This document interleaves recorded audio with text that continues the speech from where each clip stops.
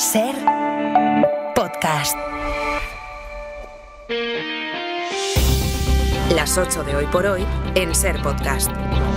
Hola, muy buenos días. Antes de que España vuelva a meterse en otro ciclo electoral, el PP tiene que decidir otra vez qué relación quiere tener con Vox. En Andalucía, Feijóo ha apelado al voto útil para evitar que Abascal crezca en las urnas, lo que está creciendo en las encuestas. Pero al mismo tiempo, el PP negocia en la Comunidad Valenciana un sustituto para Mazón con las condiciones que pone Vox.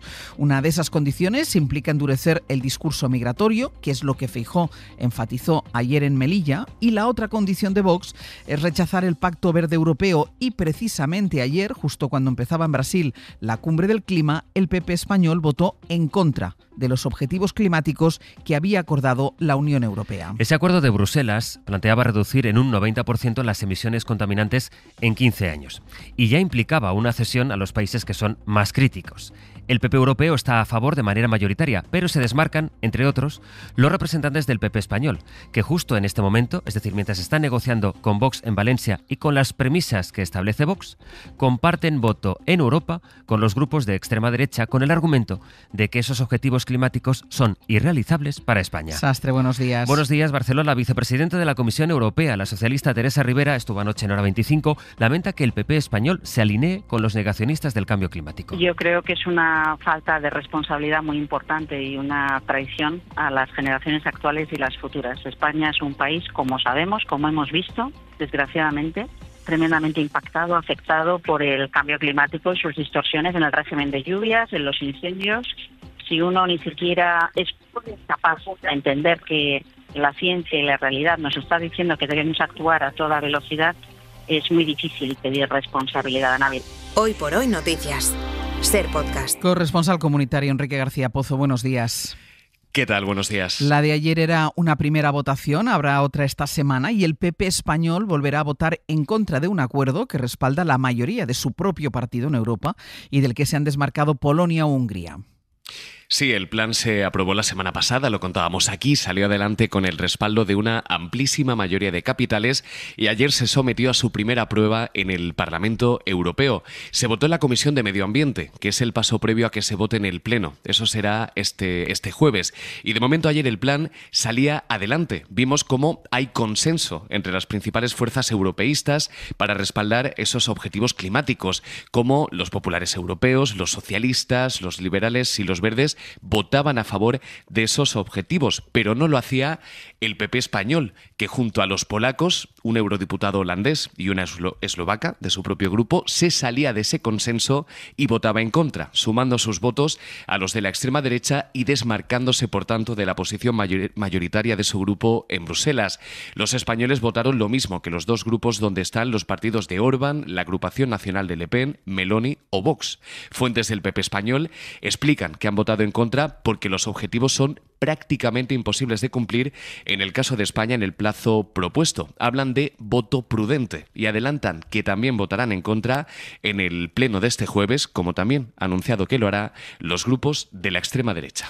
Enrique, seguimos en el abierto hasta ahora. Hasta ahora. Esta votación en Europa tiene impacto en España, donde el PP tiene que acordar con Vox el nombre de quien será el sustituto de Mazón al frente de la Generalitat Valenciana. Saben que quien más suena es el portavoz actual del PP en Les Corts, Juanfran Pérez Llorca, que dice que él, no sabe nada. A mí nadie me ha comunicado que deba ser yo el candidato. Yo creo que eso significa que un partido serio como es el partido que yo represento en estos momentos, que es el Partido Popular, tiene que tomar decisiones muy concienzudas porque elegir a un presidente de la Generalitat no es baladí. Y así, día tras día, la Comunitat Valenciana vive una situación de impasse político a la espera de unas negociaciones que en realidad se dirigen desde Madrid. Julia Molina, buenos días. Hola, buenos días. Dice la dirección de Vox que el nombre que proponga el PP les da igual.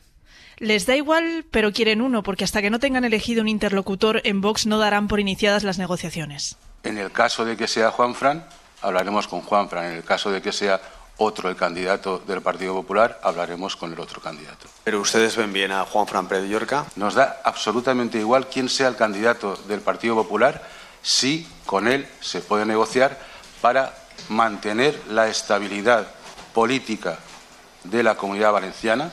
Esa estabilidad depende en realidad de que el PP cumpla con las dos exigencias que mencionabais, rechazo al Pacto Verde Europeo y más mano dura contra la inmigración.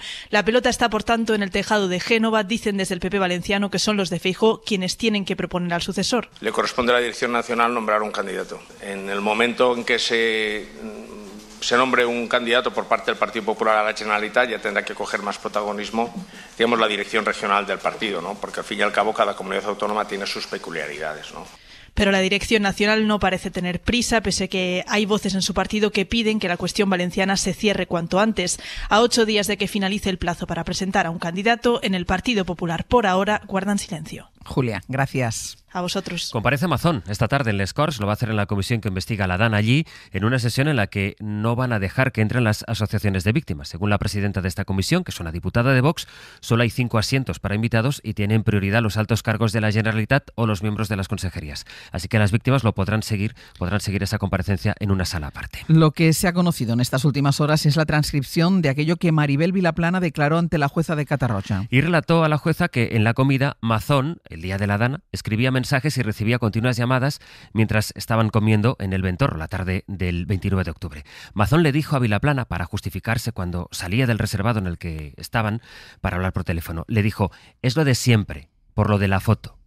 Vilaplana interpretó de esta frase, según le dijo a la jueza, que era algún evento en el que querían que estuviera Mazón y él decidió no ir. En el Tribunal Supremo se va a retomar esta mañana el juicio al fiscal general del Estado, que declara mañana. Hoy lo harán el decano del Colegio de Abogados de Madrid y el periodista de la SER, Miguel Ángel Campos, que fue quien adelantó en Hora 25 que era el novio de Ayuso el que estaba reconociendo 2 delitos y el que estaba ofreciendo un acuerdo a la Fiscalía y no al revés. Fue por tanto quien desmontó el bulo que hizo correr Miguel Ángel Rodríguez y que ya declaró en fase de instrucción Campos, que pudo ver el contenido del correo 6 horas antes de que el mail llegara al fiscal general. Fue lo que ya declararon, de hecho, también la semana pasada 2 periodistas que tuvieron acceso al contenido del correo antes que el fiscal, que es quien está siendo juzgado por una presunta revelación de secretos. El domingo Pedro Sánchez dijo en El País que el fiscal general es inocente y así se está viendo en lo que llevamos de juicio. Ayer le respondió Feijóo. Que ha dicho este fin de semana que el fiscal general es inocente, rompiendo la independencia judicial. Esto no había ocurrido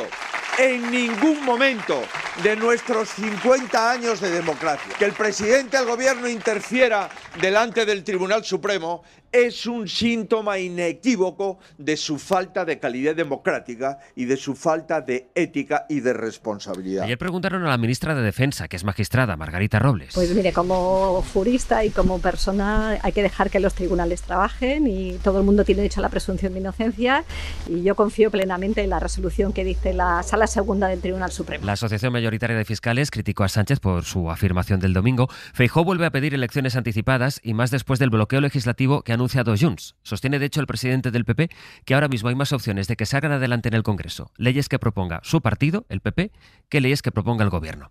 Dentro de hora y media se va a reunir en la Moncloa el Consejo de Ministros. Será su primer encuentro precisamente desde el anuncio de Junts, que según el Ejecutivo no cambian mucho las cosas. La ruptura la acordó la cúpula de Junts y la avalaron las bases, pero ha provocado cierto desconcierto entre los alcaldes que el partido de Puigdemont tiene en Cataluña y que se preguntan hacia dónde va el partido en plena disputa con los ultras de Alianza Catalana.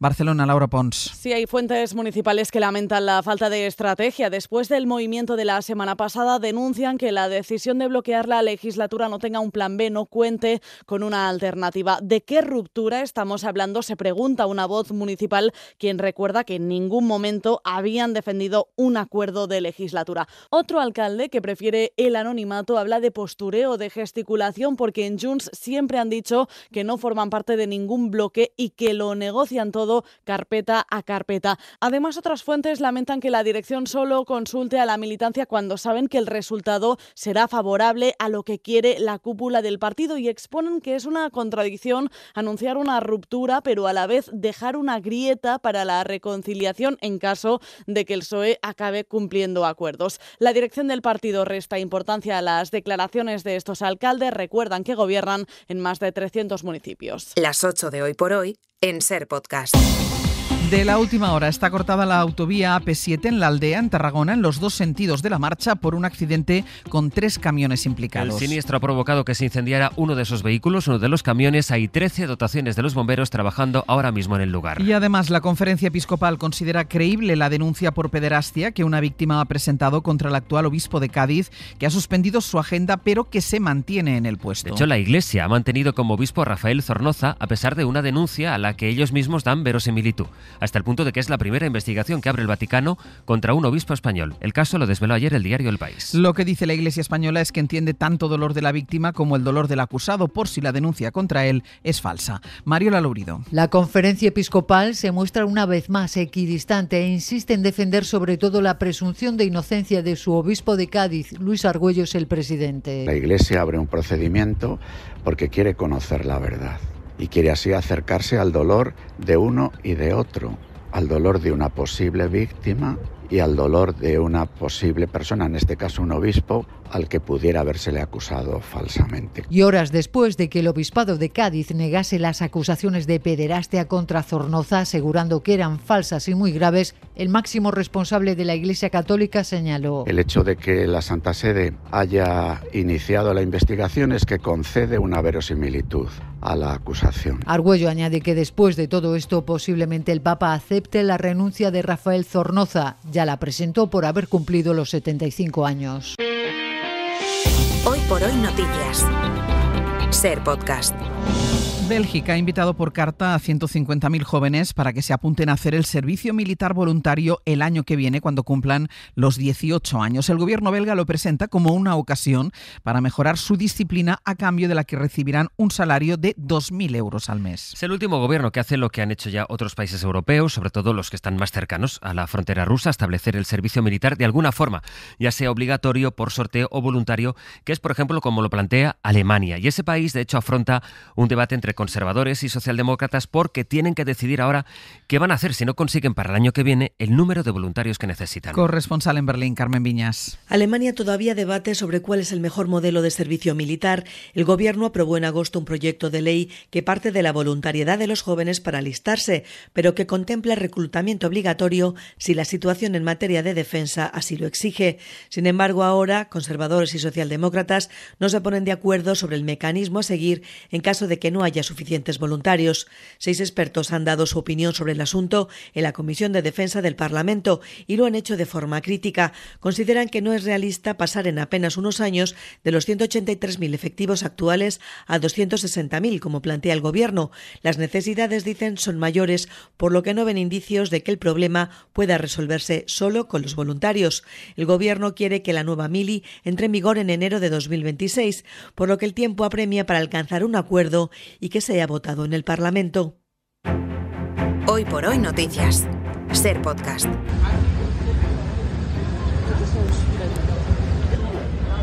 Este es el momento en el que 21 días después el expresidente francés Nicolas Sarkozy salía de prisión, aunque con medidas cautelares. Él ha dicho que estar en prisión ha sido muy duro y ha agradecido a los funcionarios porque textualmente le han hecho soportable esa pesadilla. París, Lucía Riera. Sarkozy ha pasado su primera noche en casa tras 21 días en la cárcel. Esperará allí a que se resuelva en el mes de marzo su apelación a la condena de 5 años de prisión por la financiación de su campaña con dinero del régimen libio de Gaddafi. Notre travail maintenant, désormais, c'est de préparer cette audience d'appel. En preparar esa defensa se va a centrar ahora junto a sus abogados. Confiado en demostrar su inocencia, ha escrito en sus redes sociales que la verdad triunfará y que se ha aplicado la ley. El Tribunal de Apelación de París le ha concedido la libertad condicional con prohibición de salir del país y de contactar tanto a otros implicados en el caso como al ministro de Justicia, Gérald Darmanin, con quien mantiene una estrecha relación.